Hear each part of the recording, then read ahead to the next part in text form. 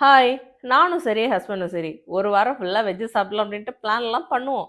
ஆனா, அதுக்கப்புறம் ஒரு 3 நாள் ஆனதுமே, ஏதாச்சும் கொஞ்சூண்டு மீன் சாப்பிட்டா நல்லாயிருக்கும் அப்படின்னு தோண ஆரம்பிச்சு. நேத்து ஒரு நாள் தான் வெஜ் சாப்பிட்டதுமே, மீன் ஆசை வந்துருச்சு. அதனால இன்னைக்கு பார்த்தீங்கன்னா, மீன் எதுவும் வாங்க போகாததுனால, நாளைக்கு தான் வாங்க போணும்னு இருக்கிறேன். பார்க்கலாம். அதனால இந்த வாழை கருவாடு ஃப்ரிட்ஜில இருந்துச்சு. சரி அத எடுத்து இன்னைக்கு குழம்பு செஞ்சிடலாம் அப்படின்ட்டு. நான் இதுவரைக்கும் வாழை கருவாடு சமைச்சதில்ல. சரி ட்ரை பண்ணி பார்க்கலாம் அப்படின்னு சொல்லிட்டு எடுத்து வந்து தண்ணீல போட்டுட்டேன். கொஞ்ச நேரம் ஊறுனா அதில இருக்க அழுக்குலாம் போயிடும். அப்புறம் மேல இருக்கிற சுண்ணாம்பு வந்து லைட்டா சொரன்னா போதும், சீக்கிரமாவே வந்துரும். அப்புறம் நார்மலா நம்ம எப்பவுமே தொக்கு செய்ற மாரியே செஞ்சுக்கலாம். இந்த வெள்ள பூசணி பார்த்தீங்கன்னா, வீட்லயே விளைஞ்சதுன்னு அப்பா ஊர்லேருந்து வரும்போது எடுத்துட்டு வந்து குடுத்துருந்தாங்க. கிட்டத்தட்ட 2 வீக்ஸ் மேல ஆச்சு. இன்னும் சமைக்கல.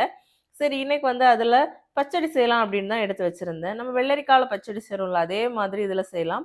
இந்த பச்சடியும், கருவாடு தொக்கும் நல்ல காம்பினேஷனா இருக்கும். எங்களுக்கும் ரொம்ப பிடிக்கும் அப்படின்றதுனால, பச்சடி தான் செஞ்சிருந்தேன். அதுவும் நல்லா டேஸ்டியா வந்திருந்தது. பச்சடி ரெசிபி வேணும்னா, நான் கீழ வந்து லிங்க் குடுக்குறேன். ஆல்ரெடி போட்டிருக்கேன். கண்டிப்பா செக் பண்ணி பாருங்க. வெள்ளரிக்காய் மாதிரியே தான் இதையும் நம்ம செய்ற மாதிரி இருக்கும். தொக்கு வந்து எதிர்பார்த்தது இல்லாம, இன்னைக்கு வந்து சிம்பிளா அதிகமா அந்த வழுதலங்கா, கத்திரிக்காய், அப்புறம் வாழைக்காய்லாம் போடுவேன். அது எதுவுமே போடாம, தேங்காய் அரைச்சு ஊத்தி, தக்காளி, வெங்காயம் வதக்கி செஞ்சிருந்தேன். அவ்ளோ டேஸ்டியா வந்திருந்தது.